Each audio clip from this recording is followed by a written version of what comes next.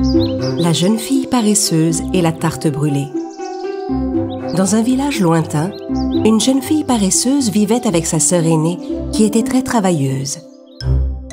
La jeune fille paresseuse n'aimait pas travailler. Elle ne prenait même pas la peine de ramasser la vaisselle quand elle avait mangé. Sa grande sœur travailleuse, elle, faisait tout le travail à la maison. Un jour, on frappa à la porte. « Tu as entendu?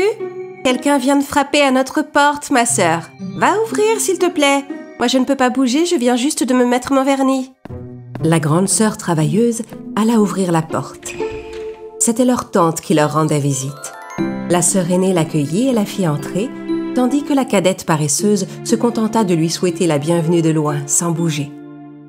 En entrant dans la maison, la tante trouva la chambre de l'aînée propre et bien rangée. Mais quand elle vit la chambre de la jeune fille paresseuse, elle fut choquée de la voir si sale et en désordre.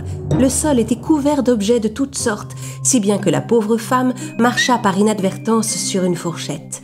« Oh, aïe, aïe, aïe, aïe, mon pied, ça fait mal !» La fille aînée accourut pour aider sa tante. La jeune fille paresseuse, elle, se fichait de ce qu'il se passait. Un peu plus tard, la jeune fille travailleuse prépara une délicieuse tarte aux pommes pour sa tante. « Je ne vais pas te laisser repartir le ventre vide, ma tante. Prends cette tarte, tu la mangeras en chemin si tu as faim. » La jeune fille paresseuse, attirée par la bonne odeur de la tarte, s'approcha de sa sœur. « Donne-moi un morceau de cette tarte. Donne !»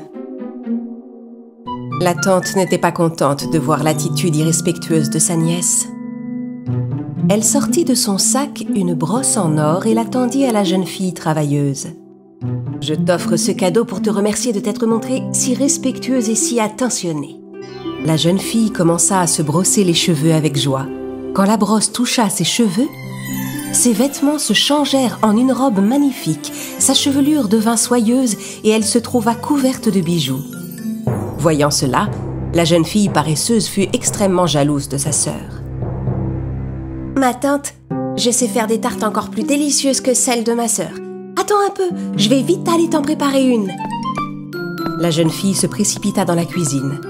Comme le pot de sucre était sur la plus haute étagère, elle ne voulut pas faire l'effort de l'attraper et décida de mettre du sel à la place. Pour trouver des pommes, il fallait aller dans le jardin et les cueillir dans l'arbre. Oh, aucune envie de sortir maintenant. Elle décida donc de remplacer les pommes par des tomates. Elle mit sa tarte au four, mais elle y fit si peu attention qu'elle la laissa brûler. Oh, bon, c'est pas grave, ça ira bien comme ça. Elle alla offrir sa tarte brûlée à sa tante, sans se soucier de savoir si elle était bonne ou mauvaise. La tante goûta un morceau et remercia malgré tout sa nièce. Elle sortit de son sac une deuxième brosse en or et l'offrit à la jeune fille. Mais quand la jeune fille paresseuse se brossa avec, ses vêtements se changèrent en haillons. Ses cheveux se trouvèrent rêches et emmêlés et elle se mit à sentir mauvais. « Mais enfin, qu'est-ce qui se passe? Pourquoi je ne suis pas couverte d'or moi aussi ?» Alors la tante expliqua à ses nièces. Chacune d'entre vous est récompensée pour le travail qu'elle a accompli. Puis elle rentra chez elle avec sa délicieuse tarte aux pommes.